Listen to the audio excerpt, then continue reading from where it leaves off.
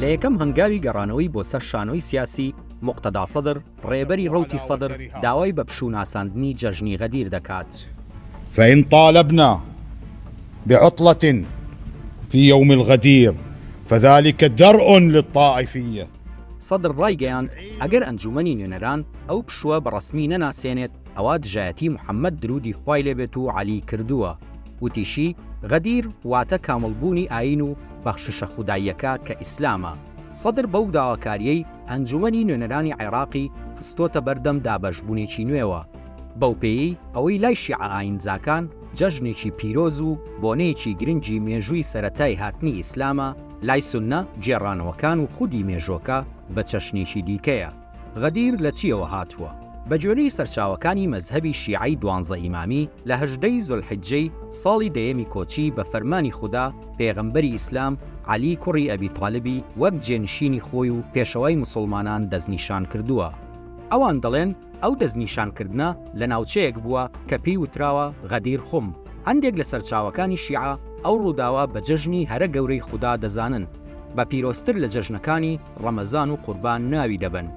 بەلای شیعەکانەوە دوای بەڕێوەچوونی حەجی ماڵاوایی ڕۆژی 18 زیلحیجە کاروانی موسڵمانانی مەدینە و یاوەرانی پێغەمبەر گەیشتۆتە ناوچەی غەدیر خوم کە وێزگەیەک بووە، لێیەوە کاروانی حاجیانی ناوچە جیاجیەکان ڕێگەیان لە یەک جیا دەبوویەوە. بەهۆی بوونی سەرچاوەیەکی ئاو لەوێ کۆبوونەتەوە، بەر لەوەی کاروانەکان لە یەک دابڕێن پێغەمبەر فەرمانی کرد ئەوانەی لەوێن کۆ ببنەوە. مینبەرێکیان بۆ ساز کرد، چووە سەر مینبەرەکە و 3 جاروتی ئەی خەڵچینە، ئایا من لە پێشتر نیم بۆتان لە گیانی خۆتان؟ هەمووان بە پەسەندکردنی وتەکەی وەڵامیاندایەوە. پاشان دەستی عەلی بەرز کردەوە و وتی من كنت مەولاه فهذا عەلی و مەولاه. پاشان هاوڵان بە عومەری کوڕی خەتابیشەوە پیرۆزباییان لە عەلی کرد وەک ئەمیری بڕواداران و سەرداری موسڵمانان ناساندیان.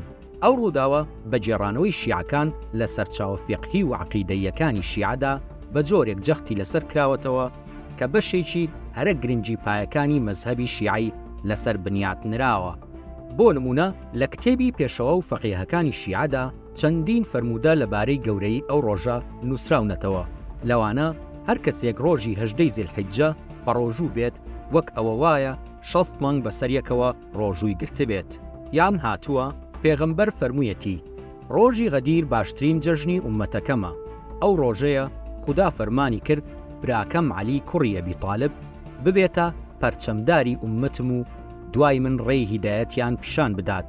ئەو ڕۆژەیە کە خودا ئاینی خۆی کامڵ و بەخششی بۆ ئومەتم تەواو کرد. جگە لەوەش پێشەوا سادق وتوێتی گەورەترین و شکۆدارترین جەژن جەژنی غەدیرە. ئەو ڕۆژەیە عەلی وەک ئەمیری بڕواداران دەستنیشان کرا. هەروەها ئیمام ڕەزا وتوێتی سوێند بە خودا ئەگەر خەڵک ئەو ڕۆژەیان وەک خۆی ناسیبە ڕۆژی 10 جار فریشتە دادەبەزین بۆ ئەوەی تەوقەیان لەگەڵ بکەن.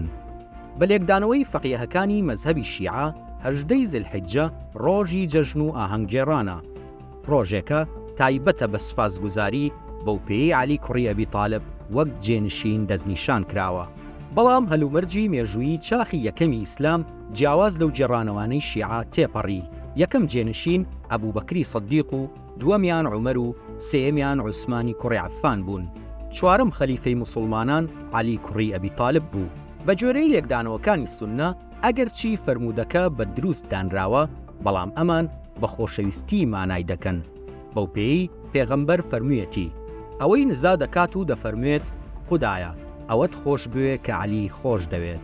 بە بەڵگەی ئەوەی بە دوایدا باس لە ڕقلێبوونەوە دەکات. فەرمودەکە لە سەحیحی موسلیمدا هاتووە بە کەمێک گۆڕانکاریەوە. هەروەها محەممەد ناسڕەدین ئەلبانی بە هەمان مەرجی بوخاری بۆ دروستی فەرمودە پەسەندی کردووە. سوننەکان دەڵێن ئەو فەرمودەیە هیچ ئاماژە نییە بۆ خەلافەت.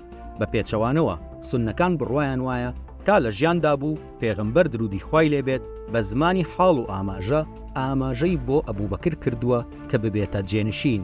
ئەمەش ئەو کاتە زیاتر بەڕوونی دەرکەوت کە کاتێک پێغەمبەر بەهۆی نەخۆشیەوە نەیتوانی نوێژ تەواو بکات، ئەبوبەکر پێشنوێژی بۆ موسڵمانان دەکرد.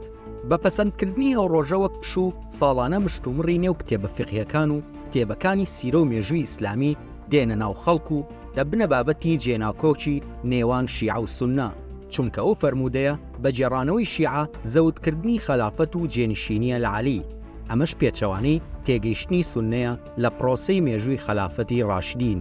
بەو پێی لای سوننە هەر چوار خەلیفەکەی ڕاشدین وەک یەک پیرۆزن و تێگەیشتنی ئەوان بۆ ئاین و بۆ چوون و کردەوە فیقیەکانیان بەشێکن لە سوننەت.